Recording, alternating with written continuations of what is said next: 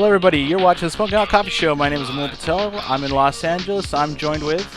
Hey guys, I'm Jeff Pelton down here in San Diego. And so every day, Monday through Friday, 1 p.m. Pacific Standard Time, we talk to startup founders about their venture and their journey.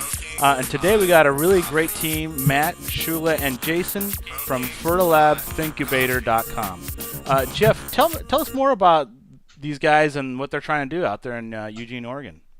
Yeah, so these guys are a really ambitious team, and they're setting up this co-working space and incubator where people can come, and it's focused mainly on some biotech, but they're really open to bringing in startup entrepreneurs of all types, software developers and others. Yeah, and so one of the really great bits that we got into in this interview is, of course, making a go of it and surviving the making the go of it. And they talked a lot about how other bio spaces around the country, San Francisco, New York, some of them are struggling, a lot of them have closed. And so we talked a lot about how to engage the community, how to get other people involved, how to get some money flowing in, how to provide services, and basically the business model. And we talked a lot about that, and I thought that was a really great talk for any of us that are entrepreneurs and trying to make a go of it on the side. Jeff? Yeah, it's really motivational and exciting to see what they're doing. They're filling a void that was practically demanded of them to create this thing because they really needed to tie the community together there locally where they are. So it's really great to see the passion that they have for it, and like you said, their history of they've got experience and they've been studying the problem, so they know it fairly well, and they've been keeping an eye on their competitors and some of the dead bodies, so to speak, in their space where people may have had missteps. And I really appreciate their strategy going forward. We talk and say they have about till the end of the year to make or break this thing, and I think their strategy of really following the community and molding it into what they want it to become, and not pigeonholing themselves strictly into biotech, but providing that opportunity to cross-pollinate with software developers and makers and other skills that might produce something that we couldn't even imagine before. Yeah, absolutely. And this whole idea of cross-pollinating between disciplines is just magical. You're going to come up with all kinds of cool things and break through barriers that you could not perceive, especially once you start hooking up with different people with different disciplines. The software engineers talking to the biohackers, hardware guys talking to the machinists that's using the 3D printing lathe thing, whatever. It's really attractive for the hackers, and people that are maybe have day jobs, like smart people that have technical jobs, 9 to 5, want these sorts of outlets and ways to sometimes rub shoulders with people in a different field than themselves. Yeah, absolutely. So this talk, we talked a lot about that. We talked about technology, of course, the reason why we're doing all this stuff. We talked about some of the cool, exciting use cases there. She mentioned a case where there's some guy, I think, up in Seattle, a software engineer that has a medical issue, and he made his own solution out of hardware and did it himself, where the doctors were giving advice that wasn't really helpful. Or it was helpful, but not precise enough to solve his problem. And it was exciting to hear that. Yep, exactly. People are solving their own problems. That he was a software engineer and he was building this as a it's not a soft piece of software that he built.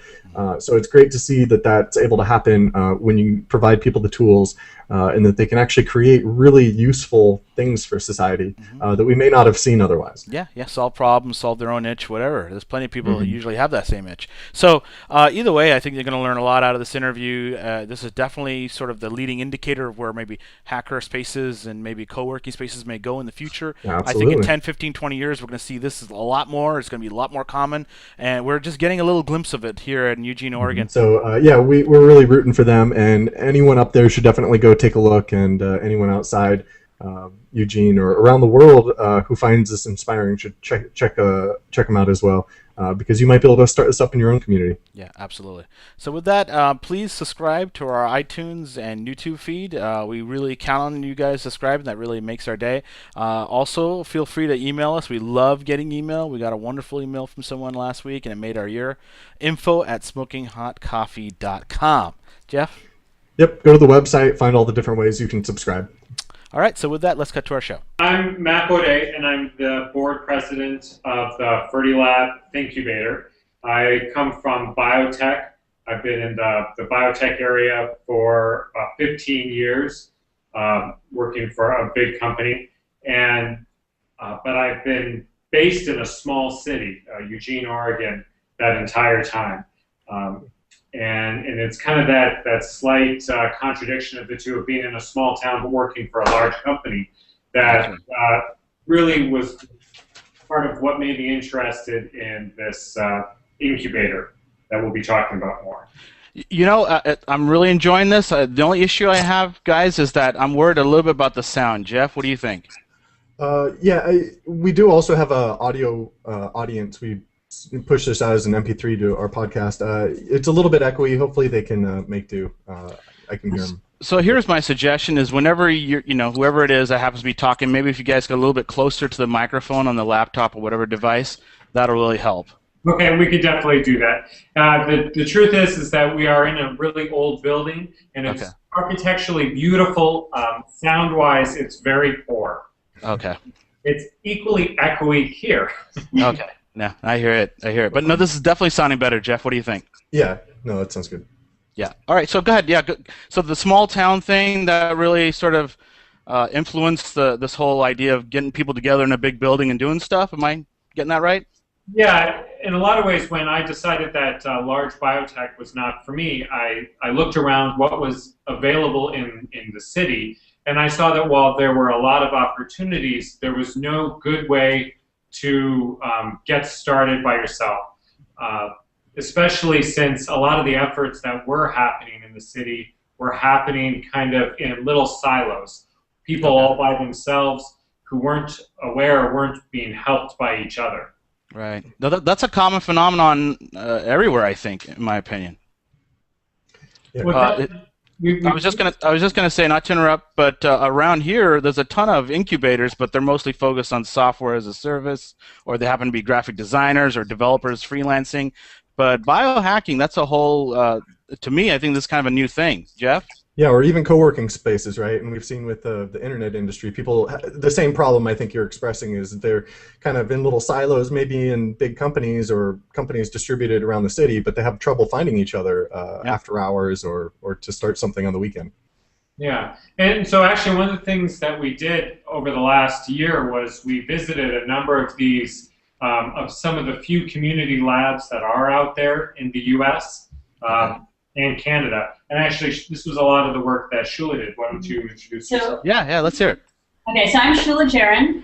I am the board vice president of Fertilab, and I'm also coming from a biotech background.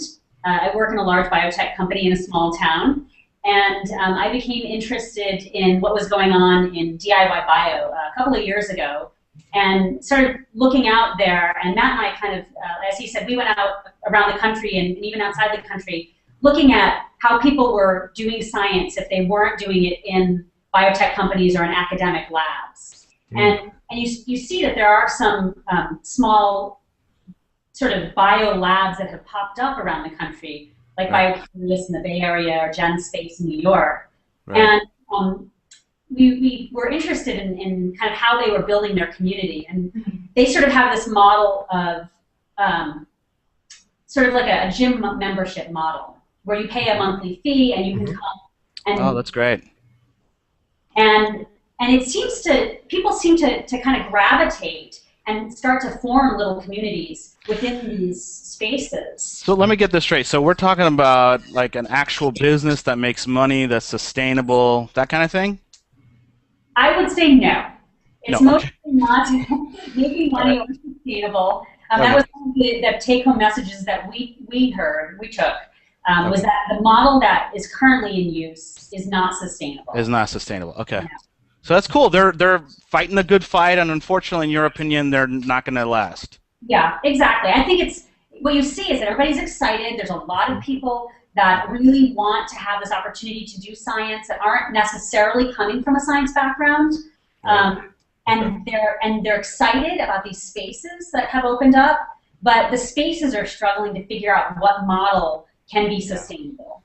And just in the last 2 weeks ago, BioCurious, which is the most, it's the media darling of the DIY biotech movement, has just posted that if they don't have an influx of cash soon, they're going to need. They're going out? Oh, man, Wow. that sucks. You would think with all this publicity they'd figure out a way to survive. Okay, so let's hear it from your friend next door. I forgot your name. My name is Jason Boone. Let's see, I got my PhD in 2008 from the University of Oregon, genetics, so all kinds of fun bio there. But really became curious of what I was going to do with myself once that was all done.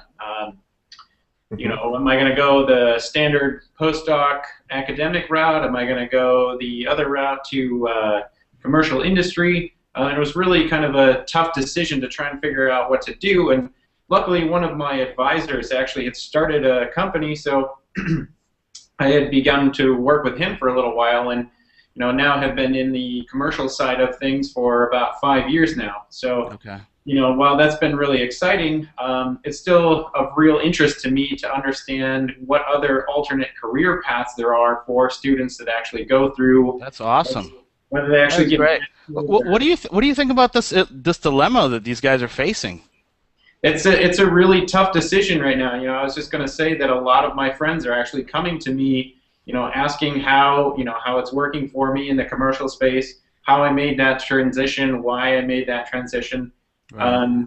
To briefly answer your question, I think it's a bit of a conundrum. There are going to be a lot of people that are going to need to decide what they're going to do because there aren't going to be enough spaces in all these big companies, and there certainly aren't enough academic professorship positions for everyone. So I think there's going to need to be some creativity on what these folks are going to do. I like that, creativity. You're going to have to make their own jobs.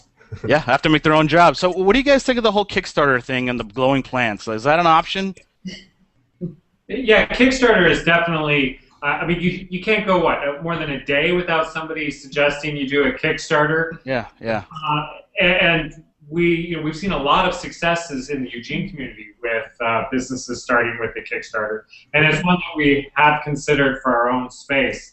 Okay. So I think what it takes to do a Kickstarter, you definitely have to up your game recently to be on Kickstarter. You can't just well, they do filter the community, and that's good because we can't have everybody come to the top because maybe they don't deserve it. Not to sound harsh, but Yeah. There are a couple of Kickstarter. I love Kickstarter. I love that people can put some ideas out there that they wouldn't necessarily have had the means to kind of do some market research in that way, in sort of that big way. And there are actually a couple of Kickstarter-like websites that are specifically for science, which I think is it's a really cool idea. You can get small amounts of money to kind of just look at whether your idea is even going to work at all. And I think it's fabulous.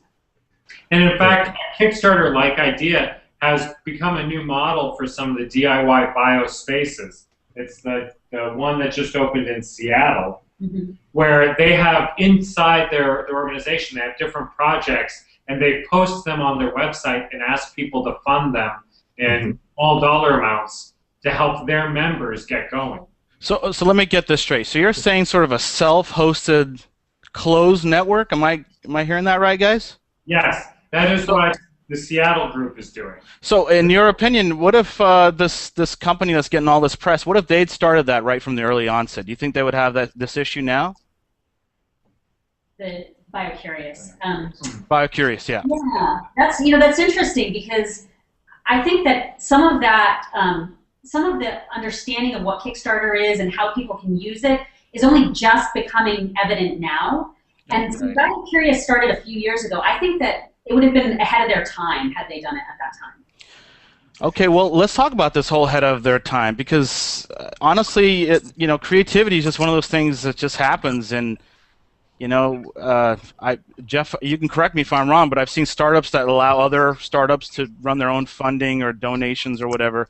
And so they might have explored that earlier on. Maybe that should be the thing that everybody should be pushing is add a donate button on your site as soon as you launch or something. What are you guys' thoughts on that?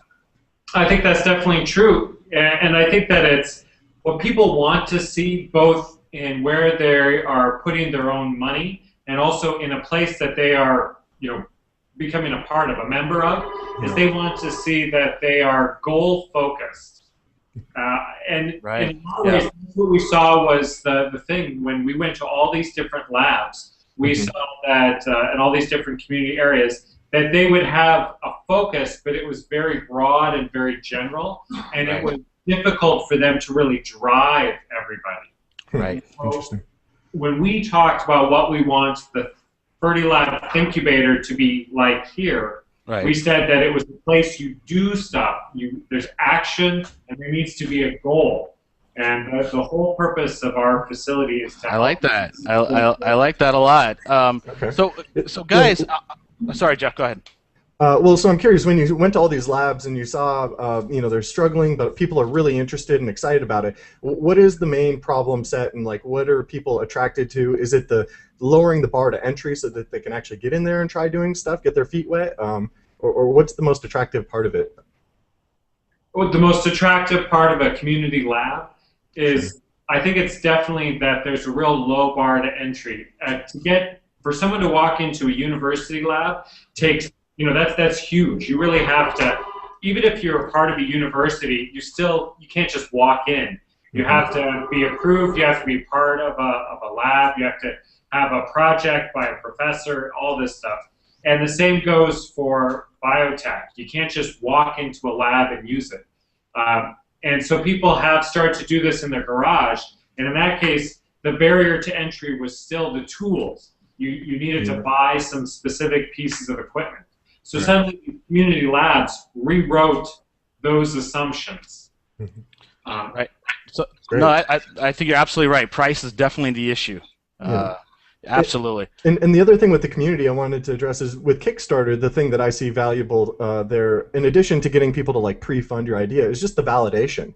It's such a big community. There's such a big draw.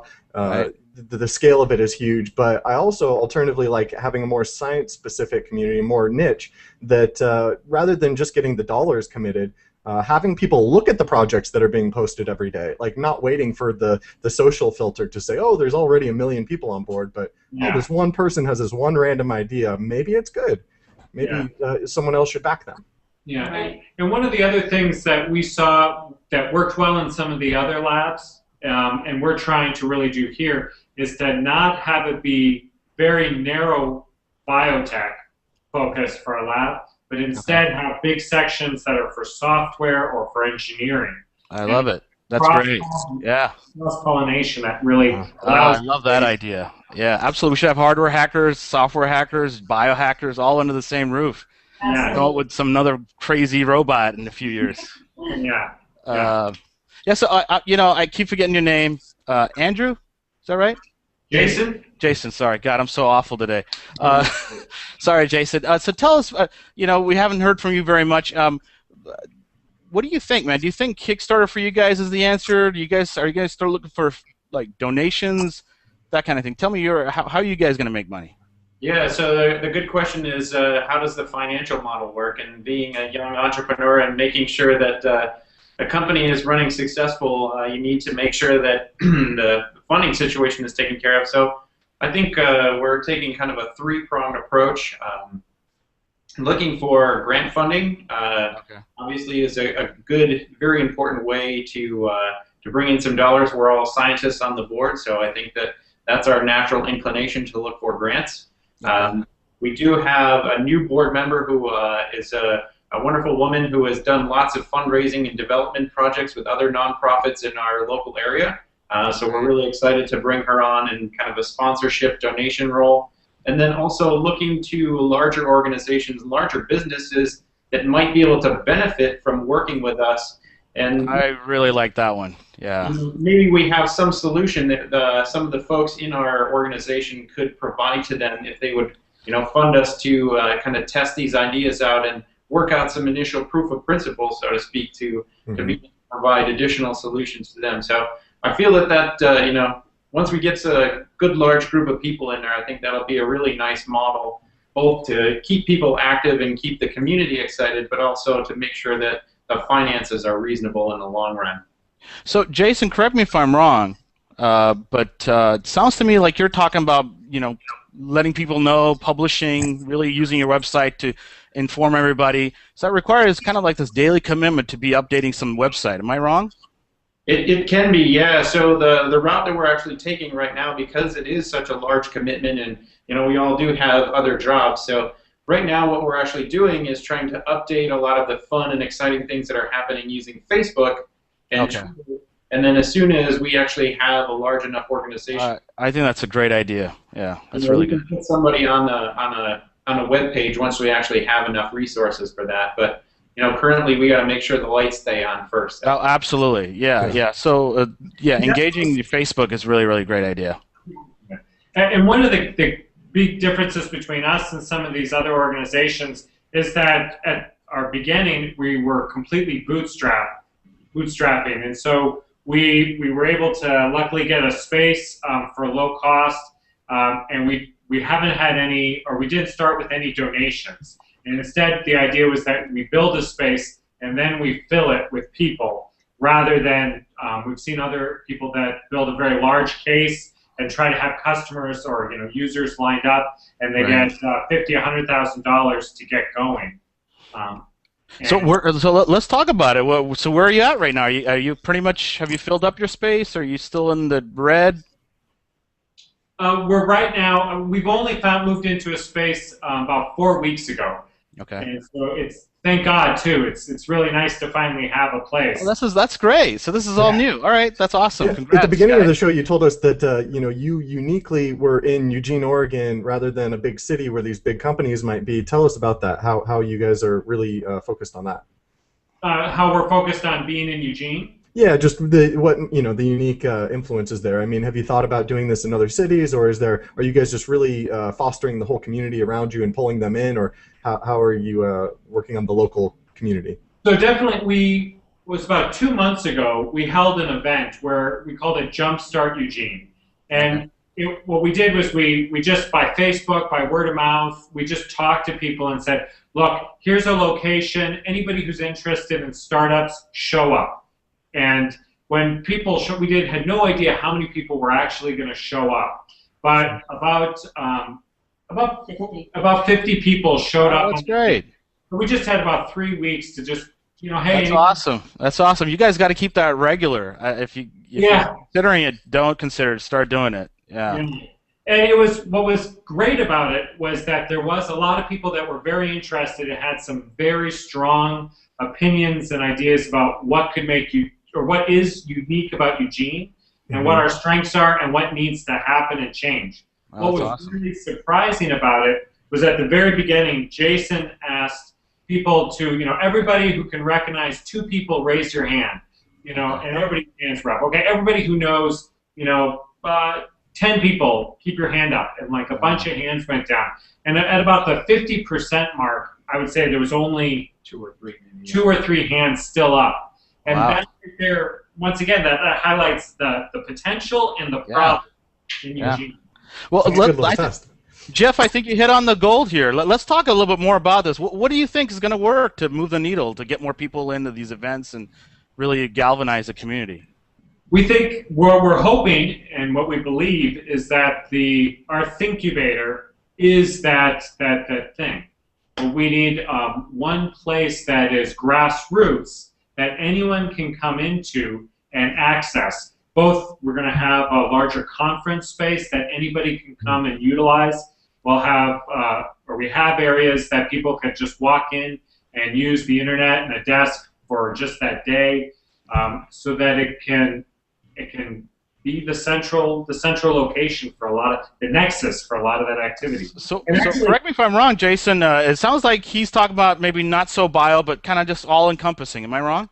Nope, you're absolutely right. Yeah, I think our initial concept, since we are all biologists and have worked in the biotech space, that the initial idea was to go for a biotech, but once we started meeting more people in the community, understanding what other people's needs were, we really realized that not only do we have to help these folks with those needs, but really bringing those groups of people together was really interesting and fun to be able to see what types of cross-pollination we could create there. So I really think not only just having the biotech as the core of it, but then adding other types of groups of people around that's going to be really exciting.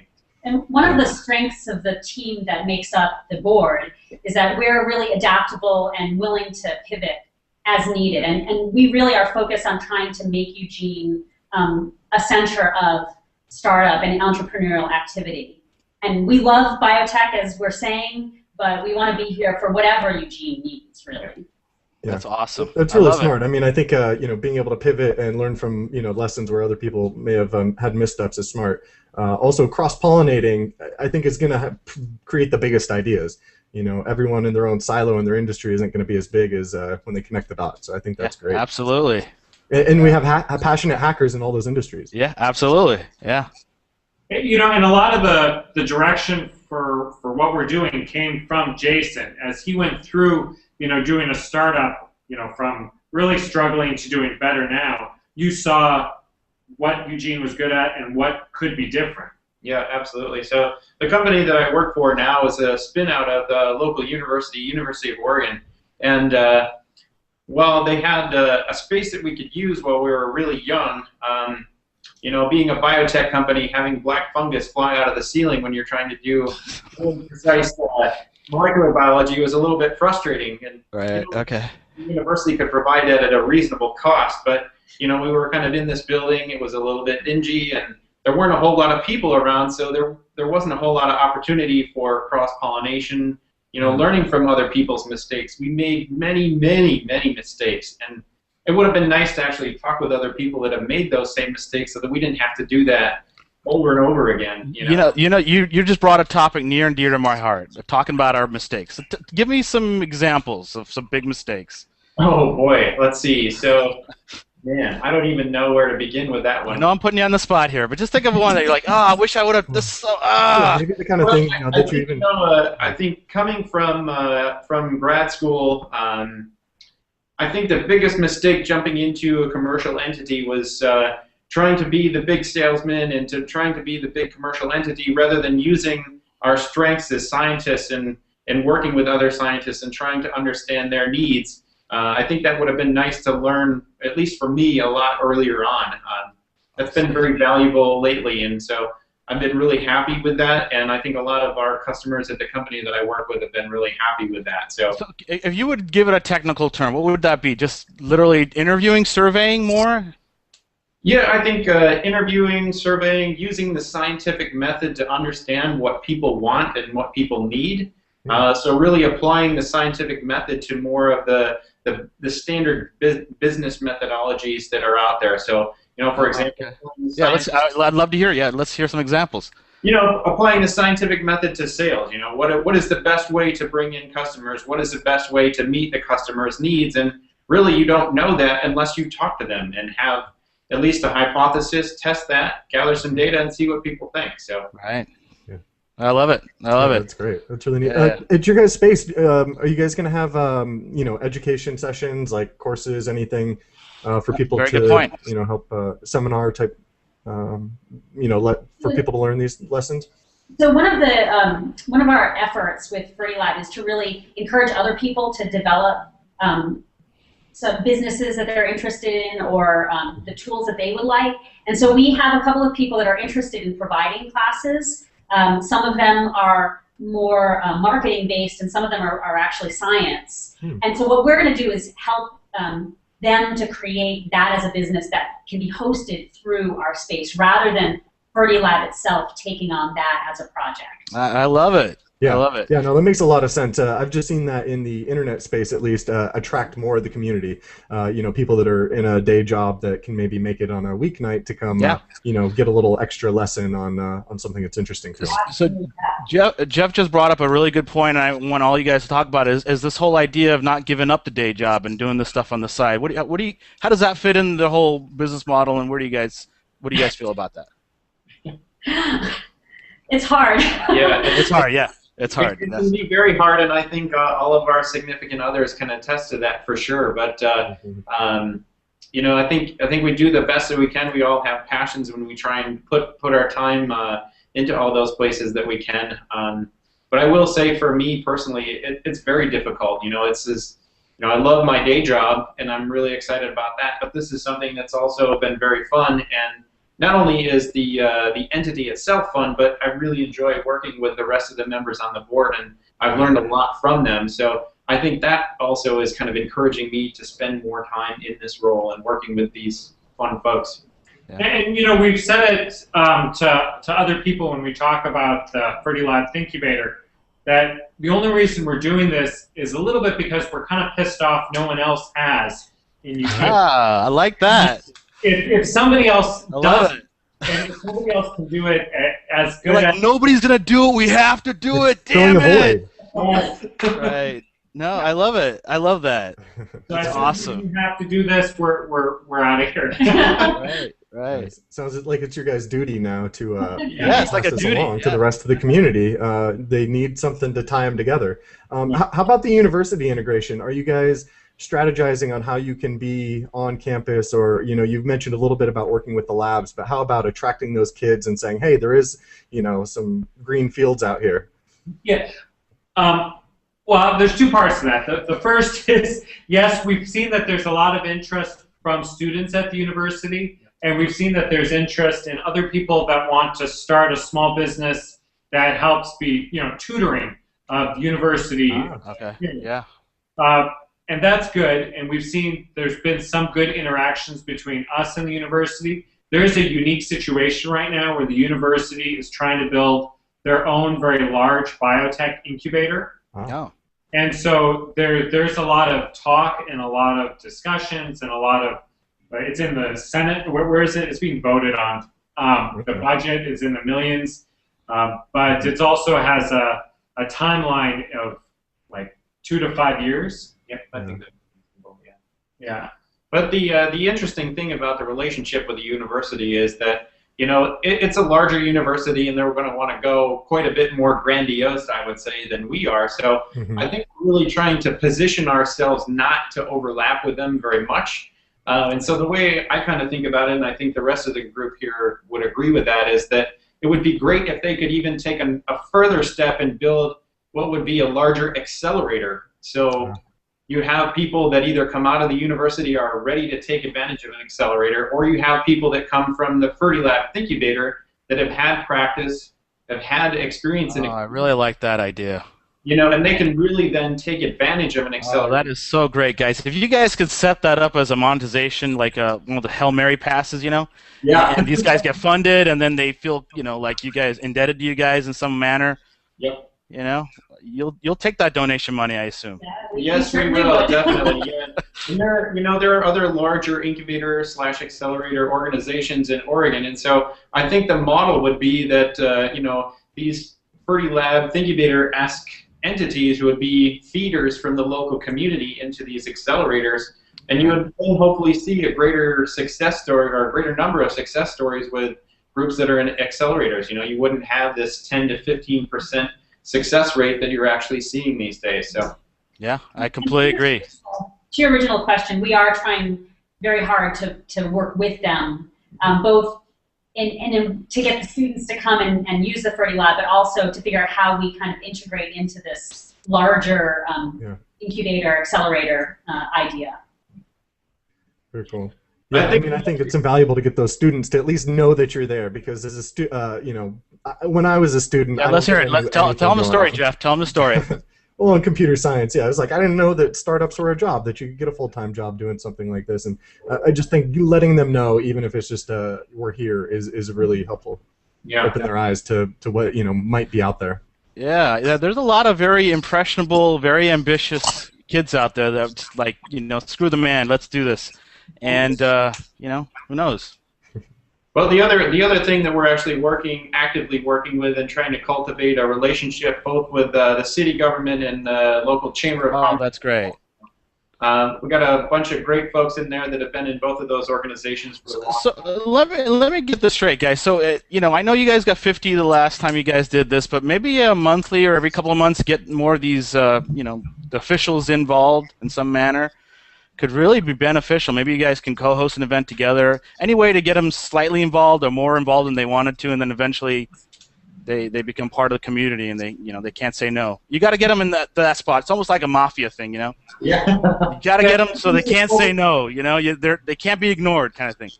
Yeah, I'd say the first one that we held, the Chamber of Commerce was a little bit wary because they felt that they were the ones that were supposed to own the startup events. But it went really well, and so now Joe, who's on our board, is hosting every other week a coffee hour for startups. Oh, awesome. And different city officials are coming to that, and there's wild positive feedback on that. Wow, that's great. That's great. I have to tell you, this is Jeff and I. Correct me if I'm wrong, Jeff, but this is pretty new. We've never had anybody that's literally just moved into their building, just getting kind of started with connecting with all these community members.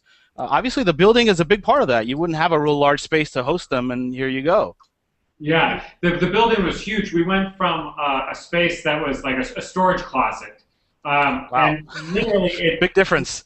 yeah, at first it was big enough to have a couple people in, and then it literally got stuffed with stuff, and it was only a storage closet. And now we have huge space. It's really allowed some people to visualize what we are talking about and what we're going to be capable of. Cool. And equally so, as we bring other people in and start to form the community, they could see the possible overlaps.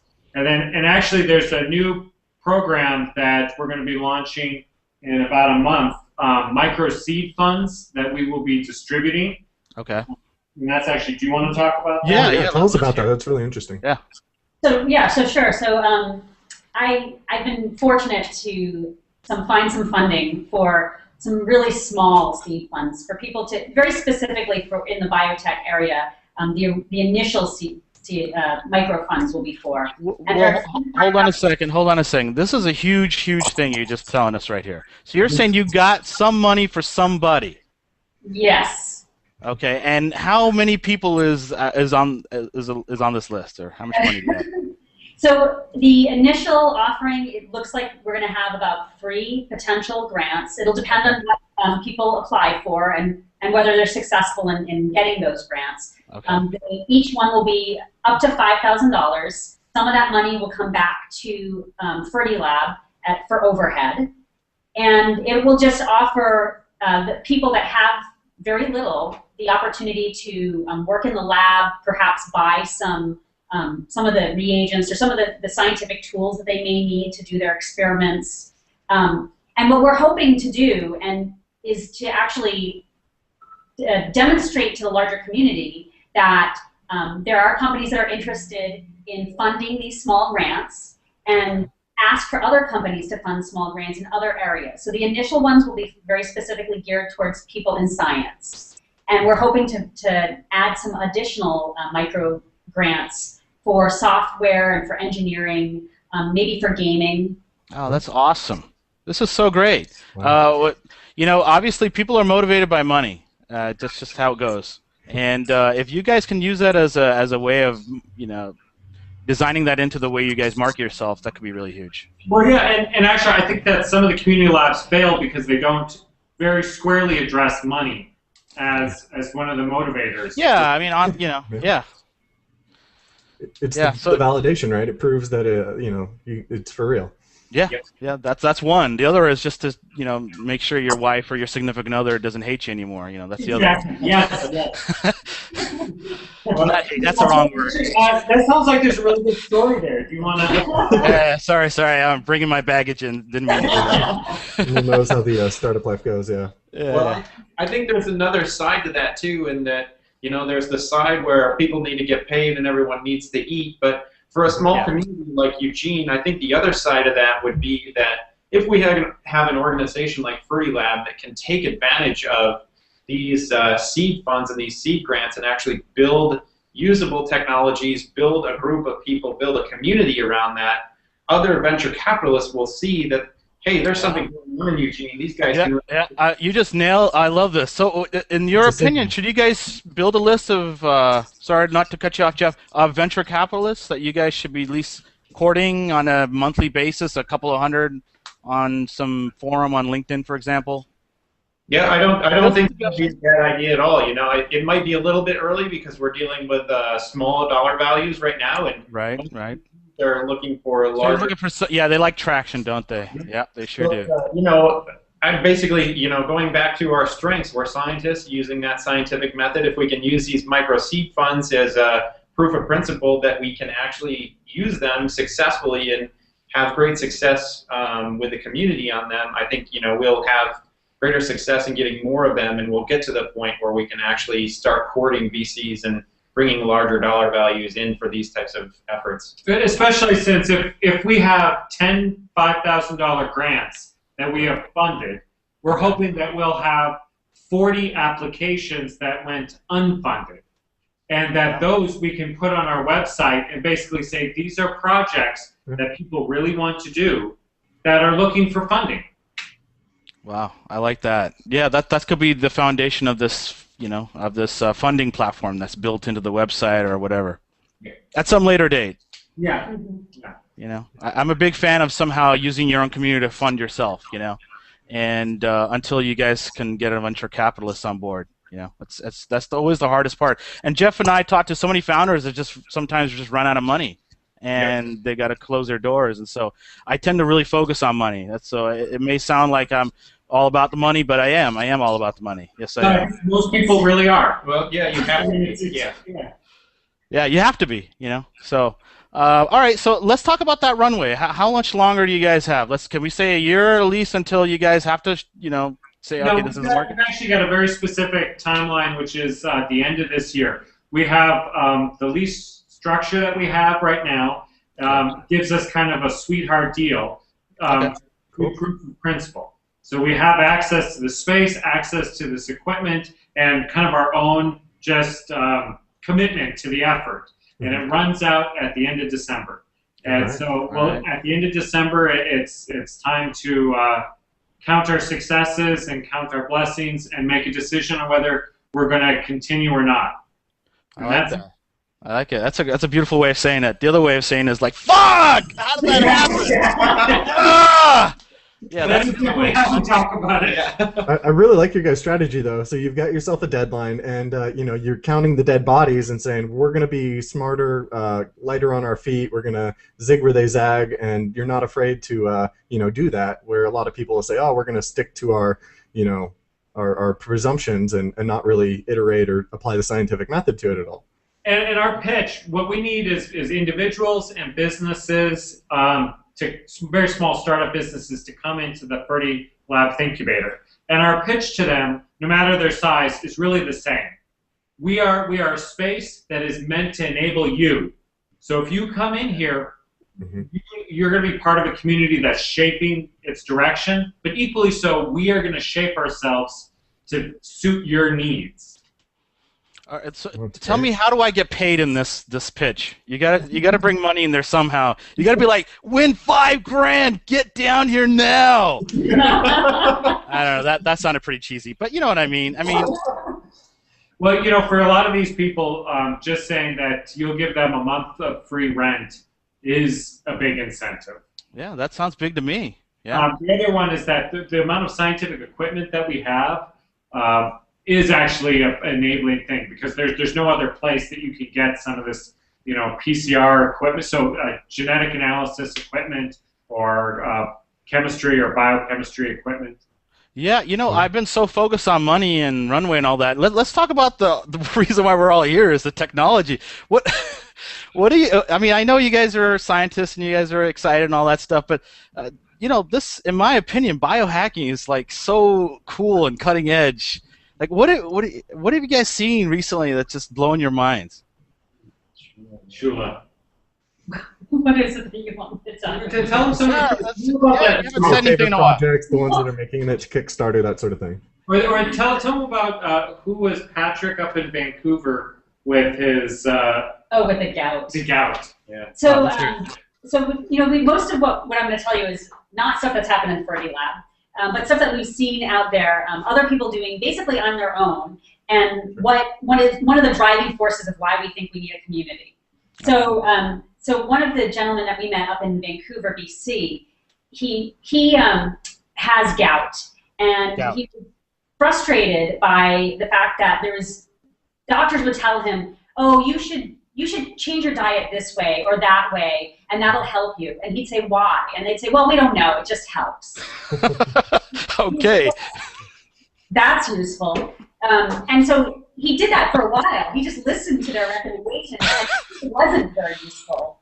And so he decided that in order to really understand what was going on, he was going to create a little device that could measure some some blood. I can't remember exactly what he was measuring. Uric acid. Oh. Uric acid in his blood or something.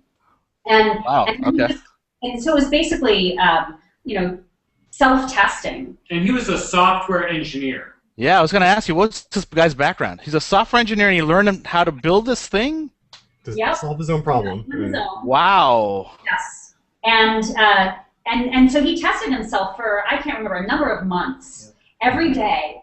And he would write down every single thing he ate. And he really found out exactly what would happen when he ate certain foods, and he knew exactly now what to stay away from. And it turned out, if I remember correctly, it turned out to be brown rice. Brown rice. It was something that nobody recommended to remove from his diet, and that was one of the big triggers for him. And he went from having a flare-up Every day or every couple of days. every couple of days, which is supposed to be really debilitating.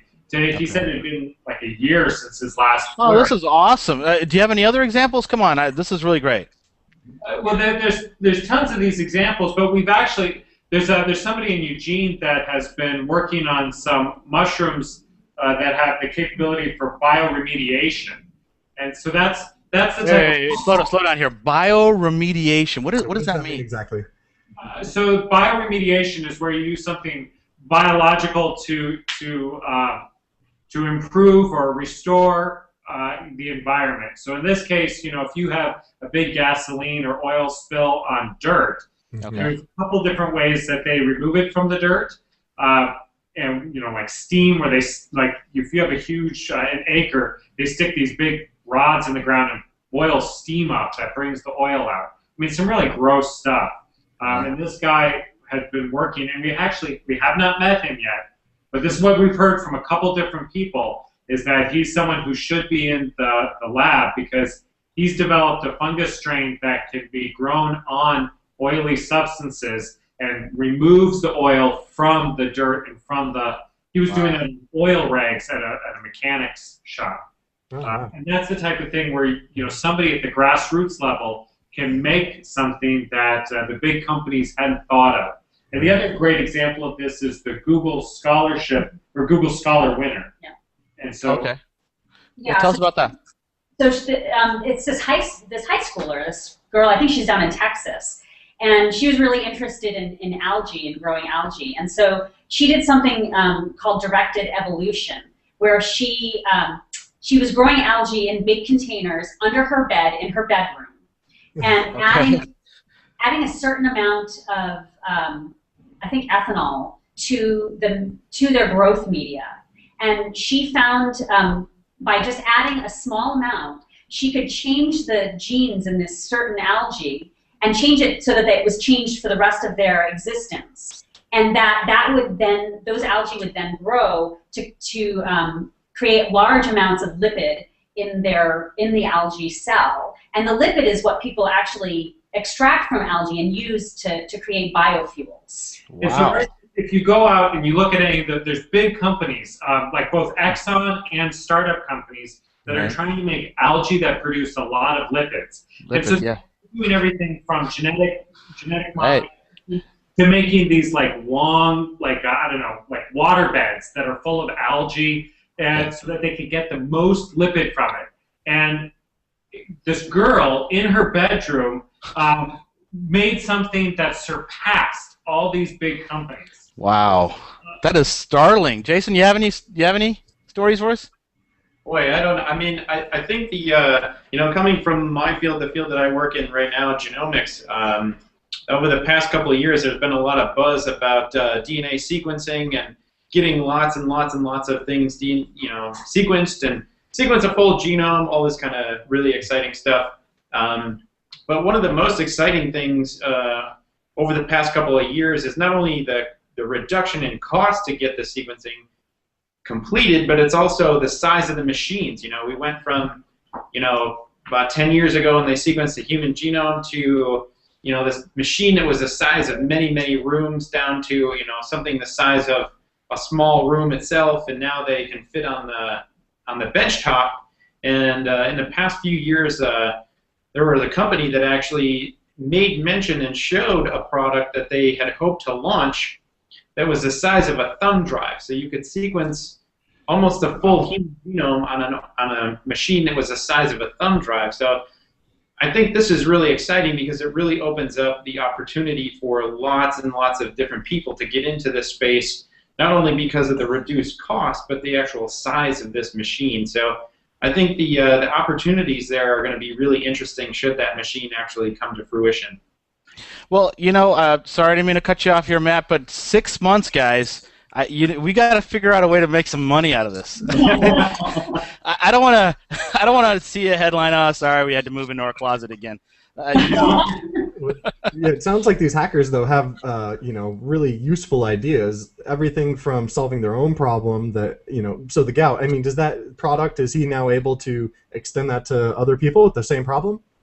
So his intent is to do that, to commercialize it. But I think one of the things that he's lacking is basically what Fertilab offers, which is a community and some expertise also in. So we have some business expertise that's part of our community to help people get their ideas to products. And so we would love for him to come down and work with us. Unfortunately, he's very far away. Right.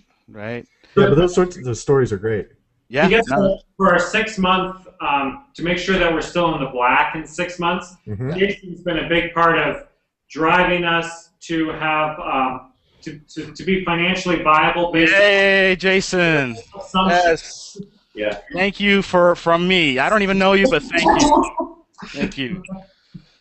Yeah, I mean, we want to see you guys still doing this January 1st. This is awesome. I'm telling you, man, it feels like I'm meeting a rock band that's just getting started. It's awesome.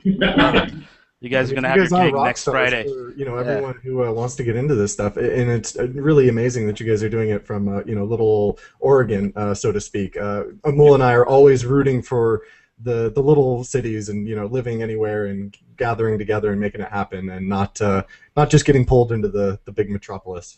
Yeah. Good point. Just to quickly answer your question, I mean, to make it financially viable, we just need those few. Those few small companies to get in there that have the faith in us to provide what they need and help them through those early stages. And if we can get a few of those in there, I really think that's going to make all the difference for us. And everyone on the board is actively going out and seeking those people. So we're all feet on the street. And I love it. So I hate to veer from technology back to business again, but so how are you courting these companies? Are you using any virtual outsourcers? Are you guys manually just on the phone? Are you doing any direct mail? What is that process? Is it all grassroots, just interviews, referrals? Smaller than you're making it sound. I think between us, we know. I don't know, a good portion of the startup and the different communities and the different pockets.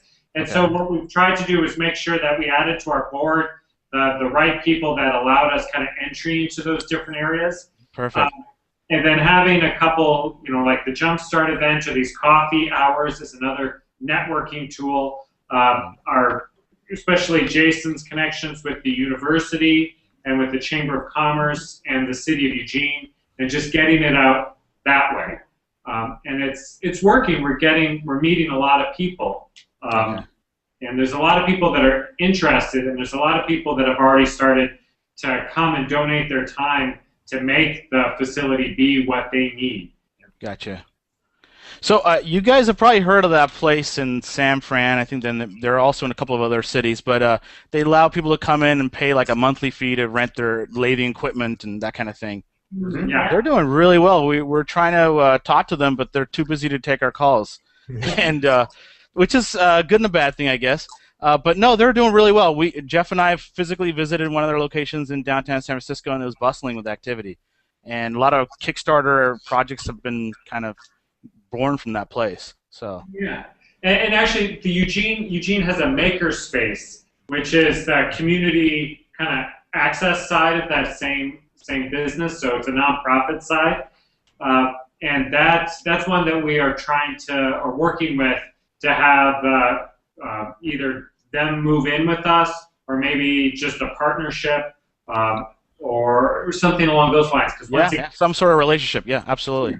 Biology, engineering, software—they all need to come. Actually, and business all need to come together. Yeah, absolutely.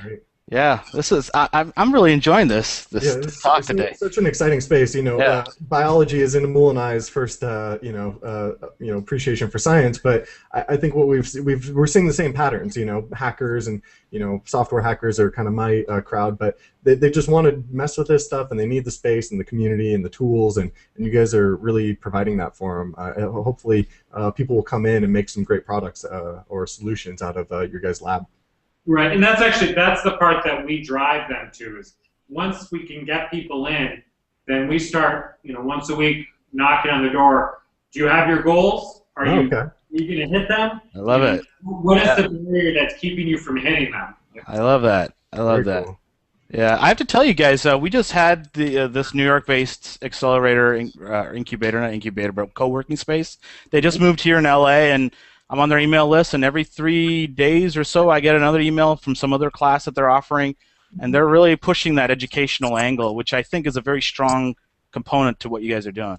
Yeah, is that WeWorks? Well, there's lots of those out there. It's cross-campus, I think. Mm-hmm.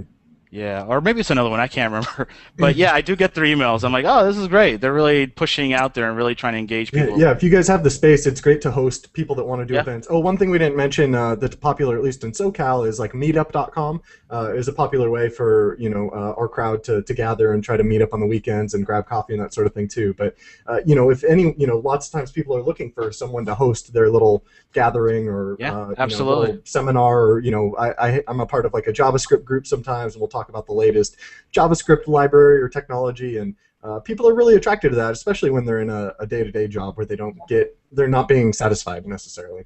Yeah, a lot of our philosophy is based upon our mentors, which is School Factory, which is based out of Milwaukee, Wisconsin. Okay. And for them, they have a very large facility, and they said that they were able to, the businesses had, 10-fold greater commercial interactions with businesses inside their facility than externally, meaning they were able to trade goods and services without actually spending money. That's awesome. To really drive them. And I love that. the philosophy was always to say yes to any opportunity. Yeah. I love it. I love it. So really briefly, I know we got to cut it because we've been going almost an hour here. How did you guys meet each other? I'm just curious. So Matt and I have worked together for a number of years now. Okay. All right. And we worked very closely together at a biotech company, developing products there. And we started working on a project that had us traveling around the country. And this is how we started talking to people in these labs. So we've been working together for a while. How did we meet you, Jason? Well, we met you on a tour. And then we said, we should go out and have beer. And we did have beer. Yep. And then I think we said, we're looking for a space. That's right. Yeah. Okay. When was this? Was this, about a year ago? Yeah. It was about a year ago. Yeah. Yep. Wow. Cool. That was quite a beer outing there. Hey, in Pacific Northwest, those happen very frequently, and they're hard hitting. Yeah. That's awesome. You'd see like 3 brew houses within a block. That's great. No, it helps. It really does. I wonder if it's coincidence, but down here in San Diego, we've got a pretty good brewery scene as well, and I've heard that it's got a pretty good biotech scene, but I don't. Yeah, It does. Yeah, that's right. Yep. Yeah, actually, if talking about Kickstarter as a way to get quantitative information, Kickstarter can tell you a lot about what's coming up. And if you look at Kickstarter right now, what you'll see is quantitative brew making or quantitative brewing is an upcoming area, discipline. What is that? What does that mean? So, like, there was a Kickstarter a little while back that allowed you to have a device on top of your carboy that would measure the amount of CO2 coming out of it, and it would give you live updates to your iPhone. Oh, wow. Yeah, and then another thing that we've been talking about is genetic analysis of the RNA that's being produced by the yeast during the different stages, as well as the differences from one type of yeast to another type of yeast, or one brewing method versus another.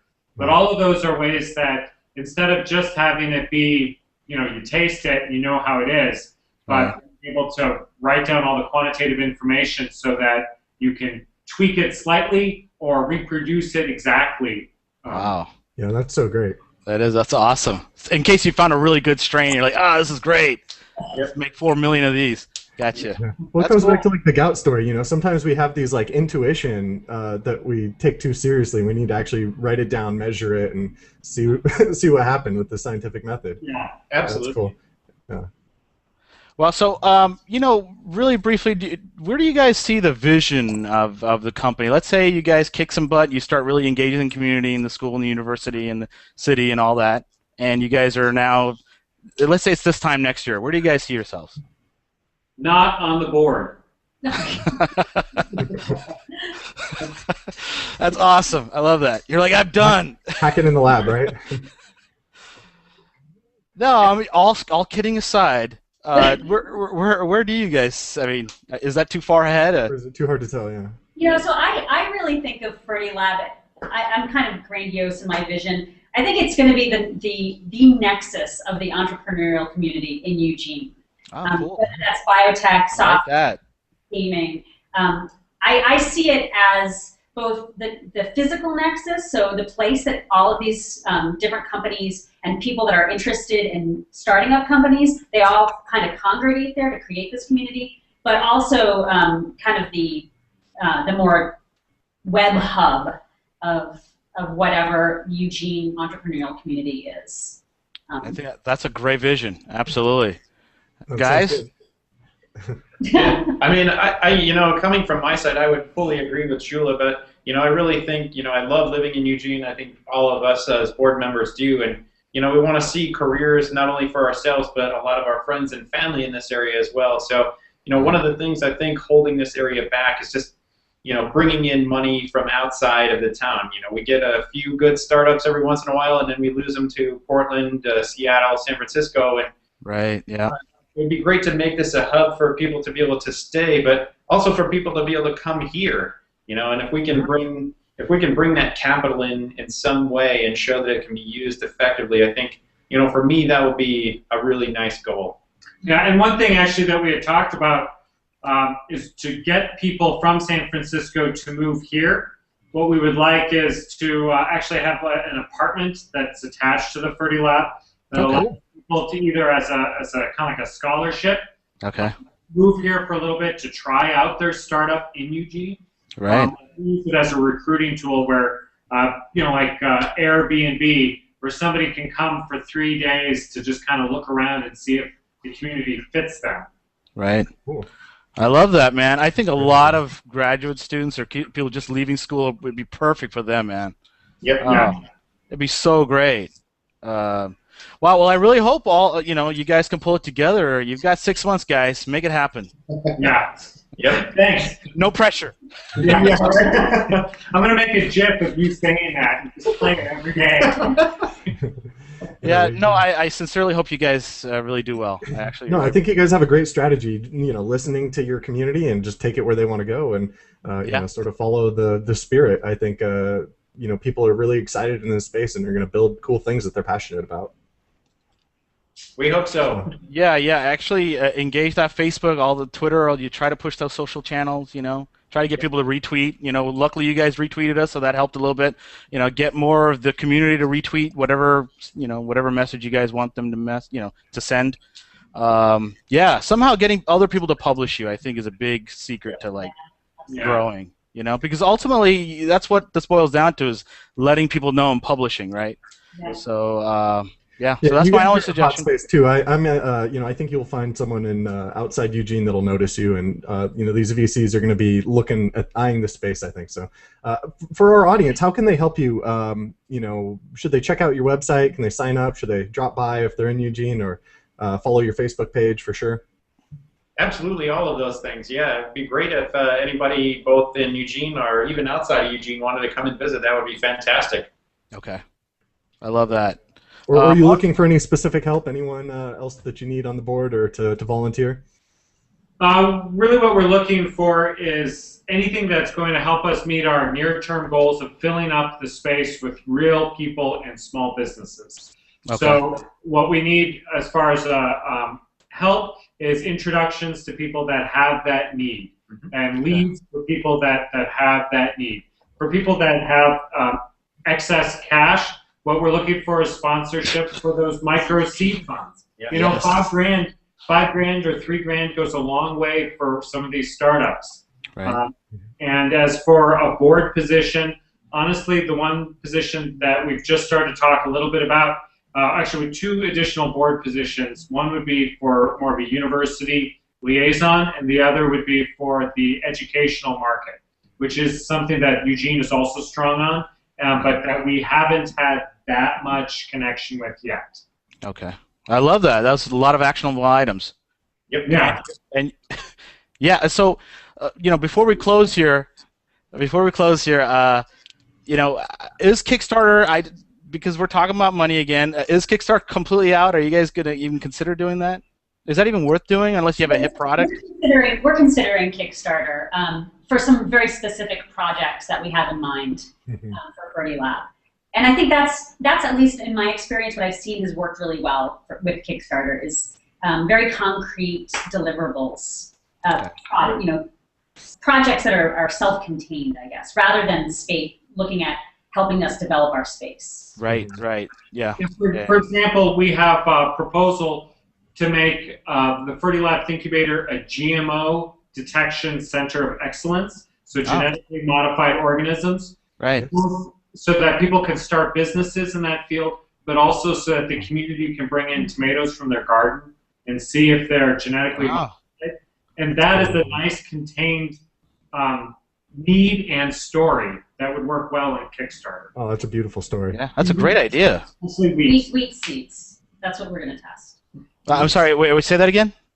Wheat seeds. You know, like cereal. The reason that she says that is that just 2 months ago in Eastern Oregon, there was a strain of wheat that was discovered that is illegal. So as you guys know, GMO is pretty rampant in the U.S. and pretty much kind of everything goes, except for a few strains, and this is one of them. And no one knows how it ended up in the field, and it has cost hundreds of thousands of dollars to do both the genetic analysis and the investigation into how it came. Japan banned the wheat from Oregon. Korea is considering the same, and Europe recommends all importers to now do genetic analysis on wheat from Oregon. And 90% of the wheat from Oregon is exported. And in the report from the FDA, they said very specifically, one problem is that there is no easy grassroots way for people to determine if wheat is genetically modified. It can only go to a very large lab. And this is why if we, downtown Eugene, had a walk-in, $20 service to detect if there was GMO indicators or genes in an organism, that would be revolutionary. Correct me if I'm wrong here, Jeff. Have you heard of this story? This sounds like a big... Yeah, no, I think I remember this coming across the newswire on one of my channels. I didn't dig into it, but it's certainly a huge deal for you guys locally. Yeah, I mean that'd be a great solution if you can empower people like that. I mean, even I'm close to the topic of GMO, and it's just tough to know what you're buying, right? I think it would be empowering for consumers to have more information like that. I completely agree. Where you could say, forget the labeling, I'm just going to test it. And some consumers might be willing to pay for a solution, which is even better. Yeah. Oh, that's great. Yeah. All right, well, guys, I think this is a good conclusion for our show. Thank you for being on. It's been awesome. Thank you. Thanks so much. Yeah. Oh, no, we really appreciate your guys' time and your story. Our audience is entrepreneurs trying to get out there and make it on their own, and you guys are filling that void and creating that community up there locally. And like I said, we really are always rooting for people all over the world, not just in Silicon Valley or wherever it's at. And hopefully they're listening, and this excites them to maybe do something similar in their own community and kind of start setting that up and filling the void like you guys have. Absolutely. You guys are definitely inspirational. There's no doubt about that. So just keep fighting the good fight, guys. Thanks. We'll hope to talk to you again in a little while with some more success. All right. I love that. Yeah, absolutely. We'll definitely be emailing offline, and definitely keep us in touch. Let us know what's going on. Yeah. And Jeff, if you're willing, maybe we should head to Eugene one of these days, huh? What do you think? Absolutely, yeah, wouldn't be. And if you guys are here, definitely stop by. We'll show you what we got. And there's I some- love that. I love it. Yeah. All right, great. Well, thanks. Make some GMO wheat bread. Right. Yeah. None of that. None of that. Well, thanks again, guys. It's been really a lot of fun. Thank All right, you. thanks. Take care. Take care. All right, thanks, guys. Bye.